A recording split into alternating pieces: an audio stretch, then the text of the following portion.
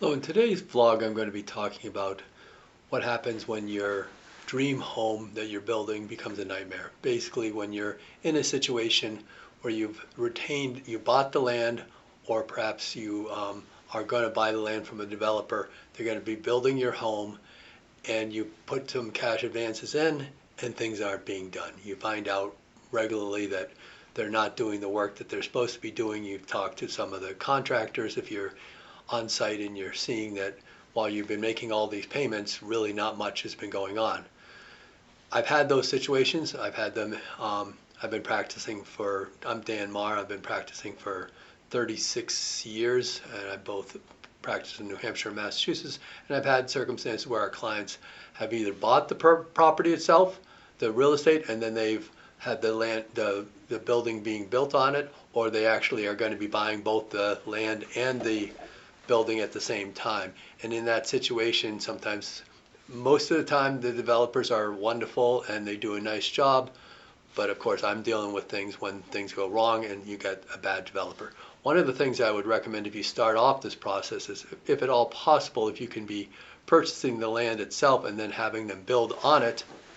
And you can do what is called an AIA contract with a lawyer. It's an architectural contract that American Institute of Architects. It's a contract that is very better suited for construction rather than what some builders will do. And they'll take a purchase and sale agreement and they'll throw in specs at the end of it, and they'll act like that's going to be your contract, a nice simple contract. Well, simple is bad for you in that situation. You want them to be telling you what they're going to be doing, when they're going to be doing it, and how those progress payments are going to be used. You want all that spelled out.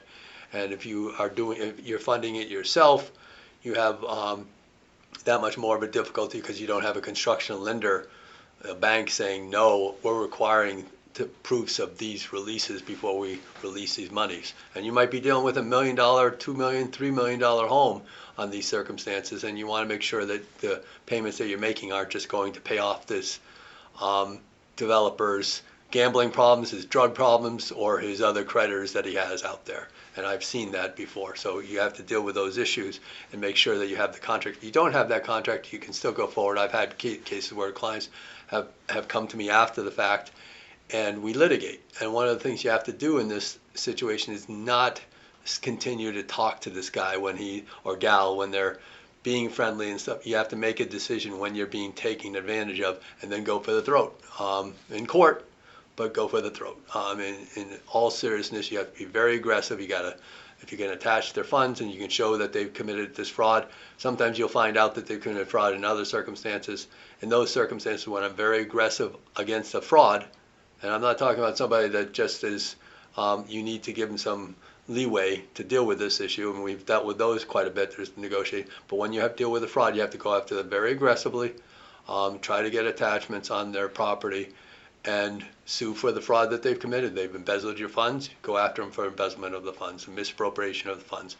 You may or may not have it as a criminal issue. It might just be a civil matter, but in those circumstances, you do want to deal with it aggressively when you've come to that conclusion that they're taking advantage of you. And of course, as I stated before, if you can buy the property itself and then have the construction done through what I call, again, an AIA type contract that goes through all the details of what they're supposed to do and when they're supposed to do it, and there's specs on that, you're better off for that. But if you haven't done that and you're still you have one of these purchase and sale agreements with the specs and they're taking advantage of you, it may be time to talk to an attorney. You probably are not going to get your attorney's fees unless it's spelled out in the agreement, or if they are, you can actually show that they are truly embezzling your funds. If you're doing that, there's a possibility that the court might agree to payment of attorney's fees in regards to that. But still, it's a tough one if you don't have it in the agreement itself.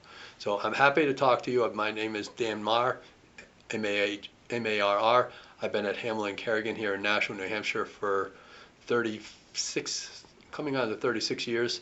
And I practice in both New Hampshire and Massachusetts, licensed in both states. And I'm happy to talk to you. My number is 603-883-5501. That's 603-883-5501. Or our website is naturallawoneword.com, naturalllaw.com.